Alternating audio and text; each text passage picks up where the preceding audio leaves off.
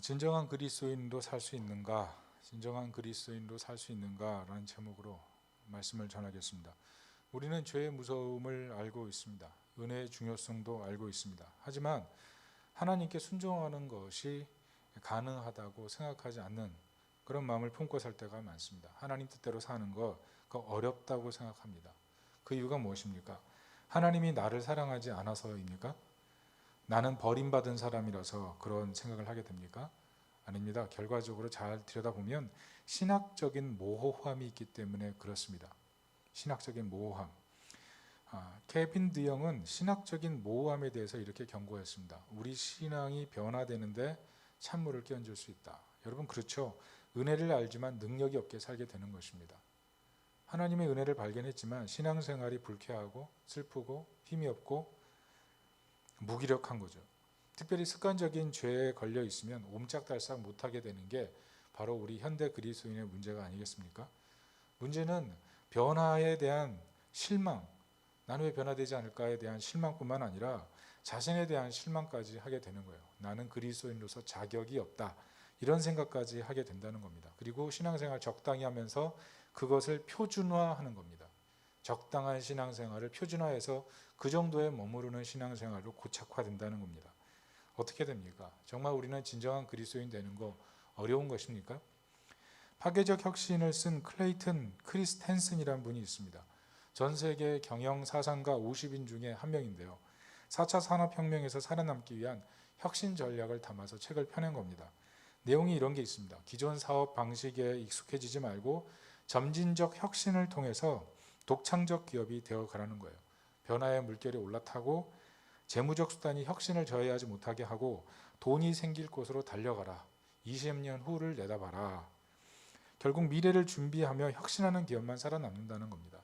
신앙생활도 마찬가지 아니겠습니까? 미래를 내다보면서 신앙이 성숙할 수 있는 지점으로 바른 이동이 있을 때 신앙이 건강해진다는 거죠. 잘못하면 정체되고 후퇴하고 후회만 남는 신앙생활을 할 수 있다는 것입니다. 오늘 본문에 보면 이주 정책과 분산 정책이 나오는데요.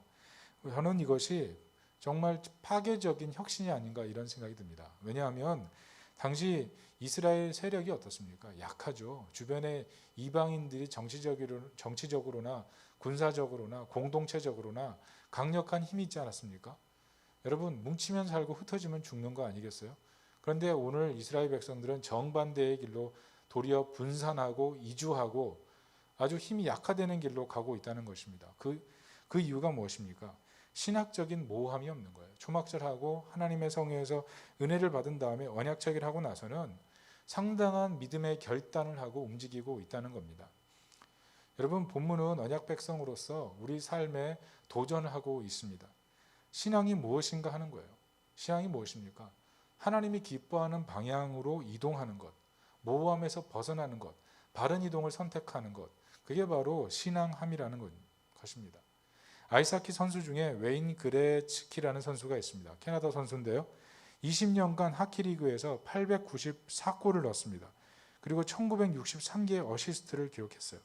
엄청난 기록이죠. 그래서 이분이 은퇴한 뒤에 그의 등번호 99번을 아이스하키 리그 NFL에서 31개 구단이 있는데 전 구단이 영구 결번으로 만들어 버렸습니다. 그만큼 뛰어난 선수였어요. 근데 그분이 이런 말을 했습니다. 퍽이 갈 곳으로 미리 달려가는 것이 승리의 관건이다. 미래가 가는 곳으로 가야 한다는 거죠. 문제는 기업이 이익을 내지 못하는 이유는 미래를 바라보면서 달려가도 퍽이 이미 그곳에 있지 않다는 거죠. 퍽이 다른 곳으로 가버린다는 겁니다. 1980년대 IBM이 컴퓨터 시스템의 최고의 기업 아니었습니까? 그때 이 IBM에서 했던 일이 뭐냐면 프로세스 칩과 운영체제를 각각 다른 회사에 외주를 준 거예요. 프로세스 칩은 인텔에 줬고요. 그리고 운영체제는 마이크로소프트에 줬습니다. 지금은 어떻게 됐습니까? 인텔과 마이크로소프트가 IBM보다 더 엄청난 거대 기업이 됐죠. 그리고 IBM은 도태되고 쇠퇴기를 겪어버렸다는 거죠. 바른 이동의 실패를 얘기해 주는 것입니다. 미래를 내다보고 혁신해야 되는데 잘못 간 거죠. 요즘 우리나라에서도 보면 현대자동차나 기아자동차에서 지금 로고라든지 이름을 바꾸고 있죠. 자동차란 이름을 떼버리고 있습니다. 무슨 말입니까? 그것은 미래를 준비하기 위한 포석이다. 이렇게 볼 수 있다는 겁니다. 우리 인생도 마찬가지 아니겠습니까? 신앙의 변화, 인생의 변화를 위해서 우리는 무엇을 준비하고 있습니까? 신학적인 모호함에 빠져서 잘못된 표준화를 시도하고 거기에 정체되고 도태된 상태로 있지는 않습니까? 오늘 말씀을 통해서 하나님이 원하시는 방향으로 이동하고 본문을 통해서 믿음의 신앙 공동체를 이룬 사람들의 모습을 통해서 진정한 그리스도인으로 살아가기를 예수님의 이름으로 축복합니다. 세 가지를 살펴보겠습니다. 첫째는 하나님 중심의 신앙생활을 하라는 것입니다. 오늘 본문에 보니까 제비뽑기 나오잖아요. 제비뽑기 의미가 뭡니까? 내 능력과 내 실력 이런 것 완전히 제외하고 오직 하나님께 맡기겠다는 거 아니겠습니까? 당시 예루살렘 상황은 완전 황폐된 상황이죠. 주거지가 없었습니다. 살만한 환경이 아니었어요. 그러니까 사람이 들어와 살고 싶었겠습니까? 더구나 이곳에 기업이 있었음에도 불구하고 기업에 오고 싶지 않은 사람도 많았고 기업이 어디인지도 모르는 사람도 많았고 그래서 결국 제비뽑기를 하게 된 거예요. 여러분, 이 예루살렘 성도라는 것이 옛날에는 컸지만 지금은 굉장히 작은 곳 아닙니까? 그러니까 침략하기도 쉬운 거예요. 그러니까 예루살렘에 사는 사람들은 언제 적이 들어올지 모르니까 항상 창이나 칼을 들고 살아가야 되는 무법지대, 위험지대에 사는 것과 똑같았습니다. 그래서 예루살렘에 사는 것 자체가 굉장한 희생을 강요하는 것 같아요. 오늘날처럼 갑자기 무슨 일이 생기면 생계비를 지원해 준다든지 이런 일은 꿈에도 상상할 수 없는 환경이죠. 그런데 이들이 어떻게 하냐면 제비뽑기하고 순종하고 자원하여 남게 되는 그런 모습을 보여주고 있다는 것입니다. 왜 그럴까요? 인생을 하나님이 책임져 준다는 그런 분명한 하나님 중심 사고가 있었기 때문에 그래요. 오늘 그것이 1절, 2절입니다. 같이 한번 읽어보겠습니다. 시작. 백성의 지도자들은 예루살렘에 거주하였고 그 남은 백성은 제비 뽑아 10분의 1은 거룩한 성 예루살렘에서 거주하게 하고 그 10분의 9는 다른 성읍에 거주하게 하였으며 예루살렘에 거주하기를 자원하는 모든 자를 위하여 백성들이 복을 빌었느니라. 본문은 무슨 말을 해줍니까? 하나님의 성 예루살렘을 중심으로 이주를 시작해서 점점 전체 지역으로 헌신이 확장되는 모습을 보여주고 있다는 것입니다. 그런데 잘 보면 본문의 대부분의 이야기가 무엇으로 구성되어 있습니까? 성전 이야기, 제사장 이야기, 레위 이야기, 성문지기 이야기, 노래하는 자들 이야기로 구성되어 있다는 거예요. 왜 그렇습니까? 성벽이 은혜로 완공된 뒤에 이제는 성전을 중심으로 삶의 거처를 재편하라는 거예요. 인생의 중심을 하나님으로 두라는 것입니다. 바른 이동을 하라는 거예요. 이 특별히 주목할 단어가 거룩한 성 예루살렘인데요.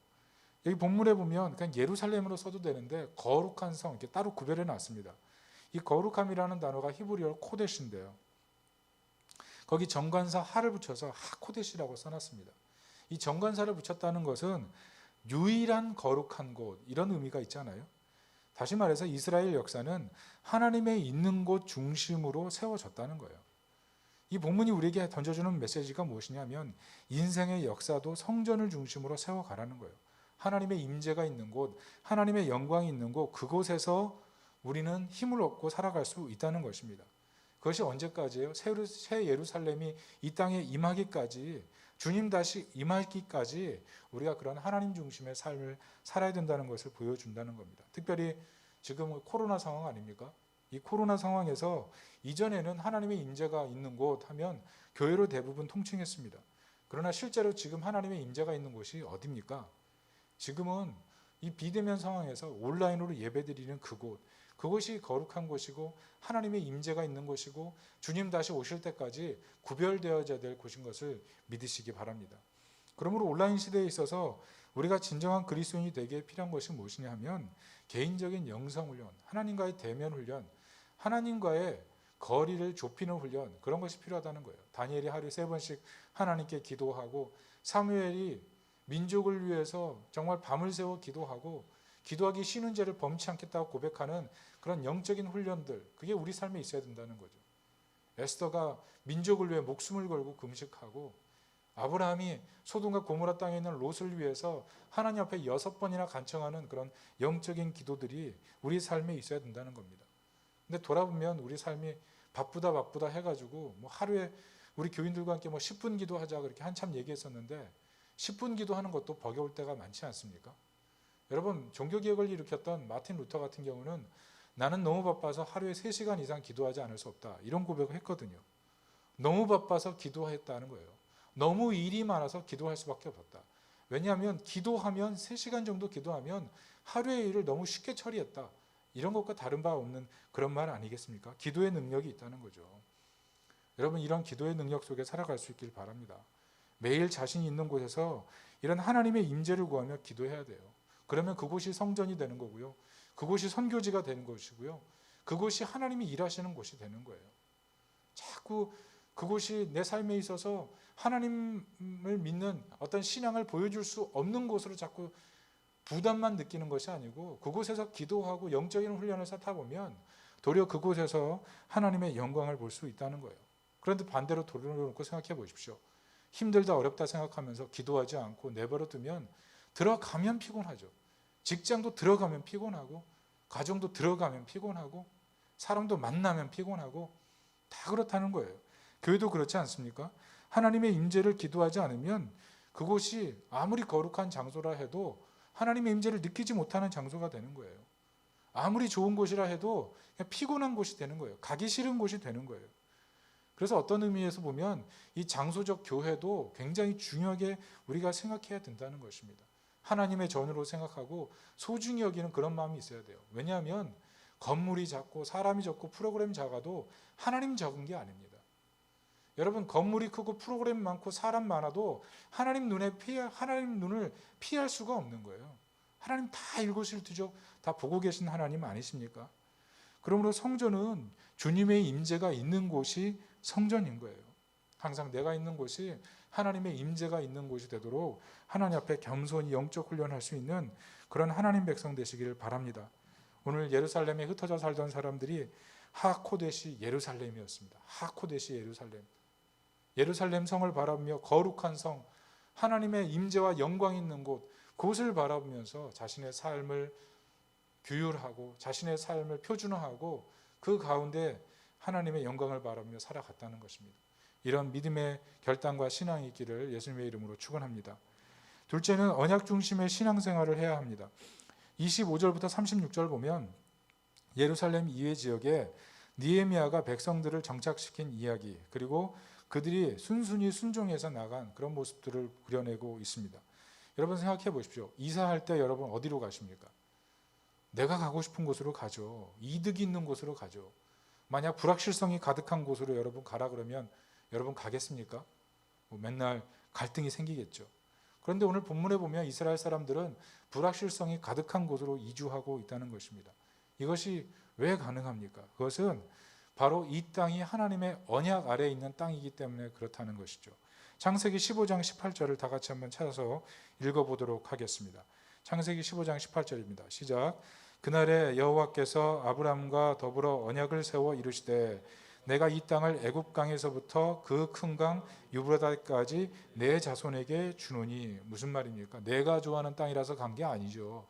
하나님이 원하시는 곳이라는 그 믿음 때문에 갔다는 겁니다. 하나님이 보내신 땅이니 하나님이 책임지라는 그런 믿음으로 움직였다는 거예요. 여러분 이런 믿음이 있길 바랍니다. 하나님의 언약이기 때문에 하나님이 책임진다는 그런 믿음을 가지고 하나님 말씀 아래 인생을 두고 자신의 미래를 거는 그런 하나님 백성이 되어야 될 줄로 믿습니다. 이것은 어떤 것과 같습니까? 마치 여호수아가 가나안에 들어가기 전에 창이란 물이 넘쳐 흐르는 그 홍수의 물이 시뻘건 흙물이 흐르는 그 강 앞에서 요단도화를 명령하는 것과 똑같지 않습니까? 어떻게 보면 넘어가면 죽는 거예요, 잘못하면. 그런데 200만이나 되는 이스라엘 백성들에게 요단도화를 명령하잖아요.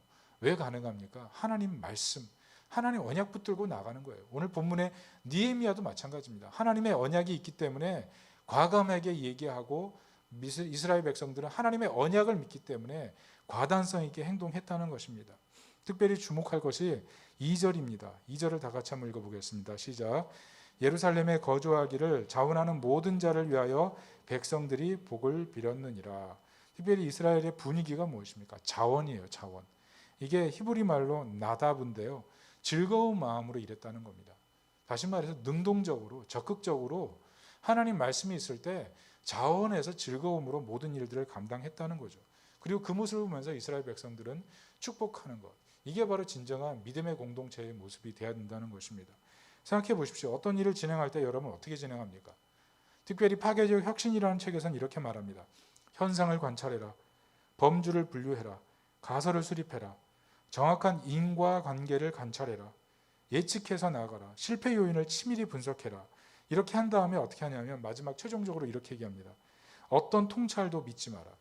현상 연구 결과를 믿지 마라. 인과성으로 위장된 연관성도 믿지 마라. 긍정적 연구 결과를 최종 결론으로도 믿지 마라. 무슨 말입니까? 보고 또 보라는 거죠. 의심하고 의심하라는 거죠. 믿지 말고 믿지 말라는 거죠. 계속해서 회의하라는 거예요. 그렇게 의심하고 의심하지 못하면 파괴적 혁신이 오는 것이 아니라 도리어 기업의 종말이 올 수 있다는 거죠. 그런데 아시다시피 여러분, 이스라엘은 어떻습니까? 언약 공동체였습니다. 이미 실패했습니다. 하나님을 믿었지만 멸망했습니다.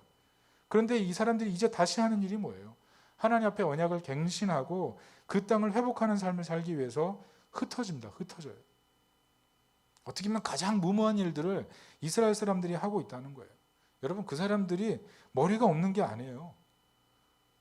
포로기 가서 죽도록 고생했던 사람들이에요. 그런데 예루살렘에 거주하기를 원하는 자들은 자원했고 나머지 예루살렘에 밖에 살아야 될 사람들도 담대하게 앞장서서 나아갔다는 것입니다.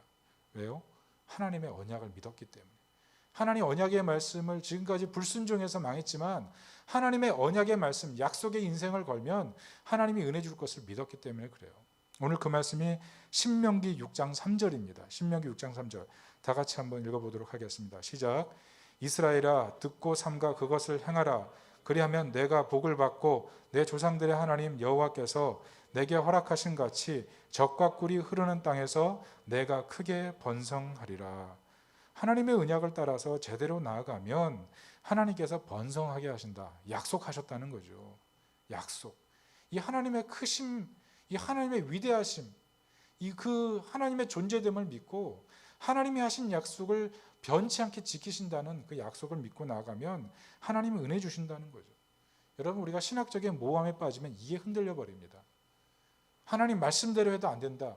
이런 마음을 갖고 있으니까 사실 신앙생활하면서 순종하기가 어려운 거예요. 순종하면 도리어 안 될 것 같은 그 두려움이 더 큰 거죠. 그런데 하나님께서 받으시는 게 뭡니까? 언약을 지키려고 하는 그 마음, 그것을 보시고 하나님께서 은혜를 베푸신다는 거예요.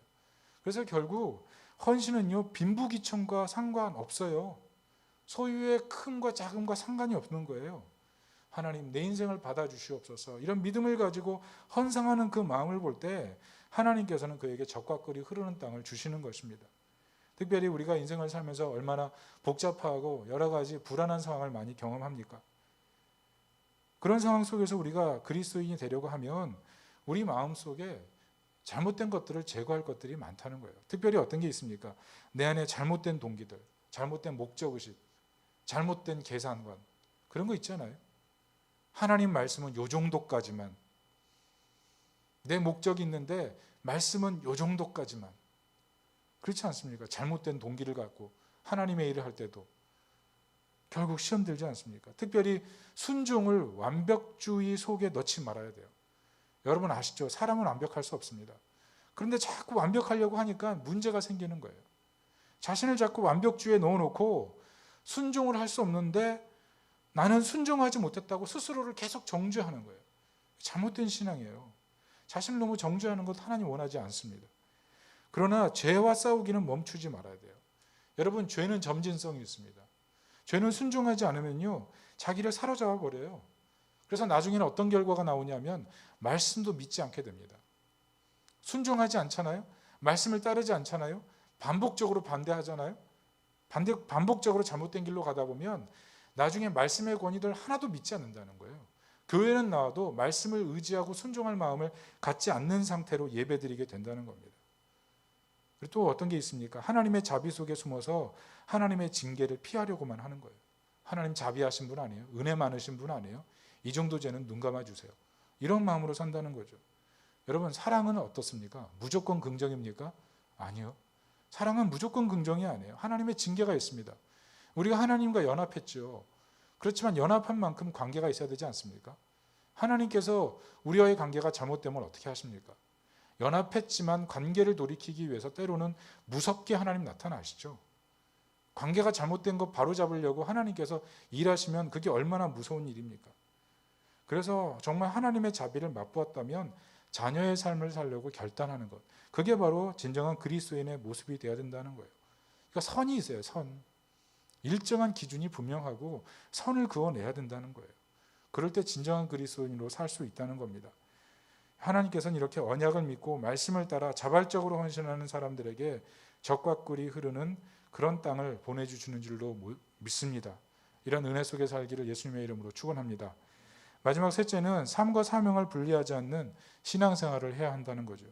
여러분, 지금 이스라엘의 문제가 무엇입니까? 성벽이 있어요. 그런데 안전하지 않습니다. 셀 수 없는 많은 이유들이 있어요. 여러분, 이게 이스라엘 땅입니까? 아니에요. 주권 상실했잖아요. 이방인들이 지배하고 있거든요. 그리고 황폐한 땅이 됐어요. 기반 시설 하나도 없습니다. 풍요롭지 않아요. 본토에 살고 있던 사람과 포로기를 70년 이상 보내고 그 땅에 돌아온 사람들의 문화적 차이가 있어요. 그래서 사회적으로 일치와 단합이 안 돼요. 정신적 외로움, 70년간의 문화생활 다 차단하고 돌아와가지고 새로운 사람들과 교제할 때 처음부터 마음 열 수 있습니까? 이런 고적함, 이질감, 이게 바로 이스라엘의 현실이었다는 거예요. 그렇지만 이 사람들이 어떻게 극복합니까? 이 땅이 하나님의 땅이라는 그 믿음을 가지고 나갈 때 그것이 어떻게 다 극복이 됐어요? 하나님이 진정한 안전을 보장하신다는 거예요. 하나님이 안전을 보장하시기 때문에 예루살렘에도 들어가고, 하나님이 안전을 보장하시기 때문에 흩어져서도 살 수 있었다는 거죠. 여러분, 우리가 인생을 살면서 왜 불안해집니까? 내가 안전을 확보하려고 할 때 그렇지 않습니까? 더 좋은 집이 있어야지. 그래야 좀 더 안전해. 좀 더 좋은 차가 있어야 돼. 그래야 내가 좀 안전해. 물론 맞죠. 그렇지만 그것이 진짜 안전이 아니라는 거 알지 않습니까? 그러니까 불안한 거예요. 돈이 좀 더 있었으면 좋겠어요. 불안하죠. 남들보다 더 있는데도 불안해요. 남들보다 더 가졌어요. 그런데도 불안해요. 그게 인생의 모습이라는 거예요. 그래서 사랑하는 성도 여러분, 우리가 정말 진정한 그리스도인으로 살려고 한다면 하나님이 우리 인생의 안전지대임을 믿으시기 바랍니다.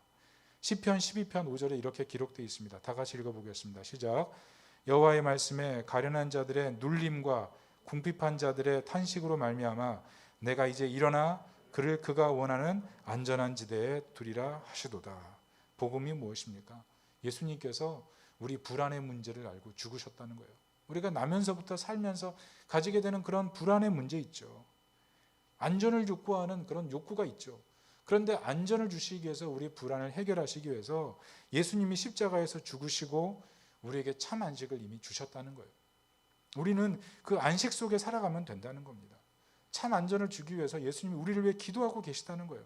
우리가 그것을 믿고 살아갈 때 이 땅에서 흐릿하게 살아가는 것이 아니라 이질성, 불안감, 여러 장애물이 있지만 사명으로 살아가게 된다는 거예요. 특별히 본문에서 강조하고 반복하는 단어가 뭡니까? 다스리고, 살았고, 거주하였고. 본문 보시면 계속 반복되거든요. 다스리고, 살았고, 거주하였고, 이런 단어들도 있어요. 5대손, 현손, 증손, 손자, 아들, 4대손, 7대손. 이게 다 무슨 말입니까? 이게 무슨 말이냐 하면 삶과 사명을 둘로 쪼개서 살지 않았다는 거예요. 삶과 사명을 일치해서 살아갔다는 겁니다. 다시 말해서 포로기 때 여러분 얼마나 다양한 위기가 있었겠습니까? 그러나 그 다양한 위기 속에서도 믿음을 잃지 않고 자녀들에게 계속 믿음을 밀려줬다는 거예요. 여러 가지 불편함이 있음에도 불구하고 말씀 따라 사명 따라 살아가는 삶을 이미 훈련하고 있었다는 거예요. 그 삶 자체를 사명으로 살았기 때문에 이동하라 그럴 때, 어디로 간다고 할 때 결단하고 믿음으로 흔들리지 않고 나아갔다는 겁니다. 무슨 말입니까? 모호하지 않았다는 거예요. 모호하지 않았습니다. 적당한 표준을 가지고 살지 않고 하나님 말씀을 붙들고 하나님 뜻이면 움직이는 그런 분명한 이동 중심의 신앙이 있었다는 거죠. 여러분, 우리가 신앙생활 힘든 이유가 그것입니다. 자꾸 이원론으로 나누는 거예요. 교회 밖에서 진정한 그리스도인도 살 수 없다. 그런 마음이 있는 거예요. 세상 일할 때는 그리스도인으로 사는 거 어렵다. 이런 믿음이 있는 거예요. 이런 믿음. 왜 그런 믿음이 생깁니까? 태어나면서부터 부정적 현실을 자꾸 경험하거든요. 안 되는 일을 경험하거든요. 감당하기 어려운 일들을 경험합니다. 태어났더니 가정이 문제가 있어요. 태어났더니 나를 돌볼 사람이 없어요. 태어났더니 상처 주는 현실이 너무 마음 아픈 거예요. 이런 현실 속에서 계속 살아가는데 믿음으로 버티기가 어려운 거예요. 그렇게 믿음으로 기도했는데 내 삶에 이루어진 결과를 바라보면 하나님 안 계신 것 같은 그런 믿음이 생긴다는 거죠. 사람들을 만나보십시오. 우리가 다 이해할 수 있는 사람들입니까? 우리가 인생을 경험하면서 여러 가지 환경을 경험해 보십시오. 때로 하나님이 없는 것 같은 그런 경험을 하지 않습니까? 가장 절친했던 사람들이 갑자기 하나님 부르심을 받고 떠나버렸을 때 그 황망함들, 거기서 오는 영적인 외로움, 고적함들, 그 누가 채워줍니까? 그런데 중요한 사실은 복음이 무엇입니까? 우리가 언제 회복되는 거예요? 그리스도 안에 있는 안전지대에 들어갈 때 하나님께서 주시는 참 안식을 맛보고 거기서 놀라운 평강과 은혜를 경험하게 되는 거예요. 여러분, 주초를 반석 위에 둔 집이 견고해지는 것처럼 인생을 나의 잘못된 인생의 경험 위에 모래성을 쌓는 것이 아니고 그리스도라는 이 반석의 집을 세우는 하나님 백성이 되시길 바랍니다. 가정에 그리스도의 집을 세우는 거예요. 그러니까 직장에 그리스도의 집을 세우는 거예요. 그리스도 안에 거하려고 하면 거기서 승리가 있다는 거죠. 그래서 내 인생의 참된 안전지대를 그리스도로 두고 담대하게 살아가는 그런 하나님 백성이 되어야 된다는 겁니다. 여러분, 현대사회가 얘기해 주는 게 무엇입니까? 참된 자아를 찾으라는 거죠. 참된 자. 그게 사실 많은 지성인들의 어떤 모토 아니겠습니까? 대표적인 것이 포스트 모더니즘이에요. 뭐라 그럽니까? 내 안에 내면의 울림을 따라가라. 내면의 울림이 진리다. 근데 결국 어떻게 됩니까? 지금 삶도 해체되죠. 신앙도 해체되죠. 가정도 해체되죠. 성도 해체되죠. 정부도 해체되죠. 관계도 해체되죠. 포스트 모더니즘이 우리에게 참 자아를 찾을 것처럼 얘기했는데 돌아온 결과는 다 해체예요. 더 불안해요. 결국 인간 존재 자체에 대한 불신에 빠지게 되잖아요. 여러분, 지금 사회를 믿는 사람 있어요? 정부를 믿는 사람 있어요? 권위 있는 사람 믿는 사람 있어요? 아무도 안 믿잖아요. 나밖에 안 믿죠. 근데 뭐예요? 내가 믿을 만한 존재예요? 그것도 아니잖아요. 결국 포스트 모더니즘이 갖고 오는 게 뭐냐면 인격 해체예요. 인격 해체. 인간 존재까지 파괴한다고요. 그래서 결국 인간의 존재가 뭐냐면은 원자에 불과하다는 거예요. 원자. 무신론적 사고관이란 말이에요. 그래서 그 생각대로 따라가다 보면 나중에 남는 건 슬픔과 불안과 고독과 절망밖에 없는 거예요. 결국 죽음밖에 선택할 수밖에 없는 것. 그게 바로 현대 철학의 문제라는 거예요. 그런데 C.S. 루이스가 말한 것처럼 참된 자아가 언제 회복되냐 하면 그리스도를 안전지대로 둘 때예요. 하나님을 안전지대로 둘 때. 여러분, 사람들이 나 많이 칭찬한다고 내가 고상한 존재가 됩니까? 내가 돈 많이 벌면 사람들이 나를 막 환호하고 인정해주고 내 인생 지금보다 더 행복해질 수 있습니까? 결혼 잘하면 막 인생이 업그레이드 됩니까? 일이 막 술술 풀리면 내 삶의 자아 실현이 그냥 완성이 돼요? 아니에요. 조각에 불과해요. 전체를 바라보면 조각에 불과하다니까요. 지금 살고 있는 인생도 그냥 은혜고 선물인 거예요. 살아있는 것도 사실은 은혜 아닙니까? 여러분, 아무리 기업에 성공해도 그 사람 불안 없어요? 여러분, 세계 최고의 악기 연주자의 마음에는 불안이 없을까요? 최상위 대학교를 졸업하고 최고의 대기업을 다니는 사람의 마음에는 불안이 없냐 하는 거예요. 결코 그렇지 않아요. 다 불안해요. 공부 잘하는 사람도 불안하고 돈 많은 사람도 불안하고 가난한 사람도 불안하고 불안의 마음을 견딜 수 없어 하는 게 오늘날 현실이라는 거예요. 그런데 복음이 뭐냐 하면 그리스도 안에 거할 때 참 자아가 발현되는 거예요. 그리스도 안에 거할 때 내가 누구인지를 발견하는 거예요. 내가 그리스도 안에서 내가 어떤 존재인지를 발견하는 거예요.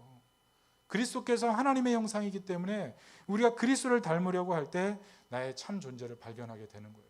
무엇보다 성령께서 임하시면 하나님의 형상으로 나를 아름답게 비춰가신다는 겁니다. 그래서 진정한 그리스도인의 생활은 무엇이냐면 잃어버린 참 자아를 그리스도 안에서 발견하는 거예요. 여러분, 예수 그리스도를 만날 때 어떤 변화가 생깁니까? 아, 내가 정말 사랑스러운 사람이구나. 그렇잖아요? 옛날 거울을 보면 거울 보기 싫어. 근데 거울을 보면서 야, 이렇게 참 멋진 작품이 있나? 이런 생각하지 않으세요?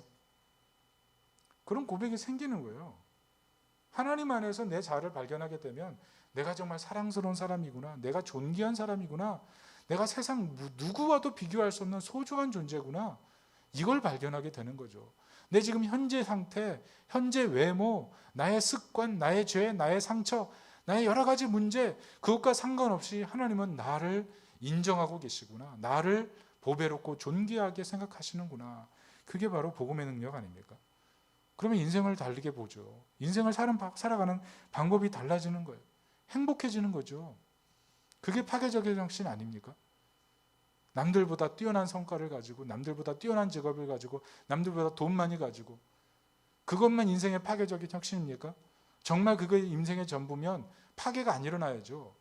그러나 끊임없이 파괴가 일어나니까 또 파괴해서 혁신하자는 거 아닙니까?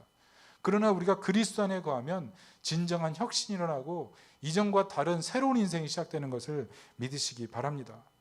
그래서 우리는 그리스도 안에 거할 때 진정한 안전지대에 들어가는 거예요. 참자를 찾게 되고 삶과 신앙을 일치하는 게 불안하지 않은 거예요. 직장에 들어가니까 불안하잖아요. 신앙생활 못할까 봐. 그래서 기독교 기업 찾잖아요. 가정에 들어가서도 가정생활 제대로 못할까 봐 늘 불안하잖아요. 문 열고 들어갈 때 잘 성공할 수 있을까? 오늘은 문제 없을까? 왜 그렇습니까? 그 문제에 매여 있기 때문에 그래요. 그게 나를 파괴시키는 거예요. 그런데 우리가 그리스도 안에 들어가야 돼요. 가정에 들어갈 때 그리스도 안에 들어가고요. 직장에 들어갈 때 그리스도 안에 들어가고요. 교회에 들어갈 때 그리스도 안에 들어가는 거예요. 그리스도 안에 들어가지 못하고 자꾸 내 자아, 사실 병들지 않았습니까? 병든 거 아니에요? 내가 가지고 있는 가치관, 내가 가지고 있는 경험, 내가 조금 알고 있는 몇 가지 지식, 그게 진짜 나를 건강하게 만듭니까? 도리어 여러 가지 갈등 만들고 있지 않아요? 그리스도 안에서 우리는 새롭게 발견돼야 돼요. 그럴 때 평강이 있는 거예요. 그럴 때 삶에서도 하나님 나라를 세우게 되는 것입니다.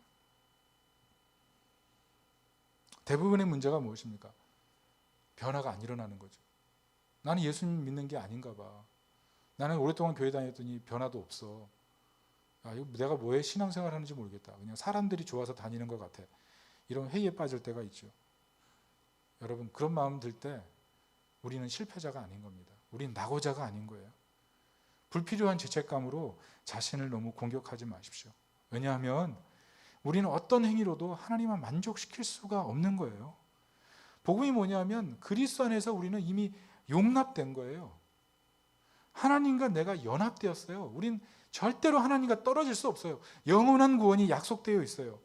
중요한 것은 우리가 그리스도 안에서 이 놀라운 은혜를 발견했기 때문에 자녀로서의 삶을 계속 살아가려고 하는 거예요. 그래서 우리가 그리스도 안에 거하려고 하면 변화된 삶이 일어나는 줄 믿으시기 바랍니다. 그리스도 안에서는 진정한 그리스도인으로의 탄생이 일어나는 줄 믿으시기 바랍니다. 우리가 그리스도 안에 거할 때 삶과 사명을 일치시키고 영광스러운 신앙생활을 할 수 있다는 것을 믿으시기 바랍니다. 여러분, 말씀의 결론을 맺겠습니다. 본문은 변화를 위해서 우리로 하여금 무엇을 중심에 두고 있는가를 도전하고 있어요. 여러분, 뭐가 중심입니까? 여러분의 중심에 있는 게 뭡니까? 하나님이 중심입니까? 언약이 중심입니까? 삶과 신앙 일치시킬 수 있다는 그런 결연한 마음과 믿음, 그게 있습니까? 어떻게 보면 우리는 살면서요, 신학적인 모호함이 있어요. 모호함. 신학적인 모호함. 내가 세운 기준을 가지고 신학이라고 얘기하는 그런 모호함. 그런 모호함 속에 살면 진정한 그리스도인으로 살기가 어렵습니다. 오늘 본문은 우리에게 파괴적 혁신을 요청합니다. 오늘 이스라엘 백성들이 흩어져 살았습니다. 이스라엘 백성들이 힘도 능력도 아무것도 없는데 그냥 하나님 의지하고 언약 따라서 삶과 신앙의 일치를 위해서 흩어져 살았어요. 그런데 하나님이 거기서 일하셨습니다. 우리도 마찬가지예요. 그리고 날마다 매일매일의 삶 속에서 보이지 않는 것 같은 그리스도시지만 우리를 위해 죽으신 그리스도 예수께서 우리를 책임지시고 우리와 영원토록 동행하시는 그분께서 내 삶에 같이 계시고 우리가 그 그리스도 안에 들어가려고 하면 그리스도께서 능력을 주신다는 것을 믿고 그런 믿음 가운데 살아갈 수 있기를 예수님의 이름으로 축원합니다. 우리가 그리스도 안에 들어갈 때 성령의 인도하심이 시작되는 것입니다. 우리가 그리스도 안으로 들어갈 때 어떤 실패도 일어날 수 있는 것입니다. 우리가 그리스도 안에 들어갈 때 어떤 실패 속에서도 다시 거룩한 삶을 도전할 수 있는 거예요. 우리가 그리스도 안에 들어갈 때 어떤 문제 속에서도 우리 예수님께서 함께 싸워 우리에게 승리를 주시는 것입니다. 우리가 그리스도 안에 들어갈 때 어떤 싸움 속에서도 진정한 그리스도인도 서게 되는 것입니다. 여러분, 이런 은혜 속에 살 수 있기를 예수님의 이름으로 축원합니다. 아멘. 우리 다 같이 이 시간 한번 기도하겠습니다.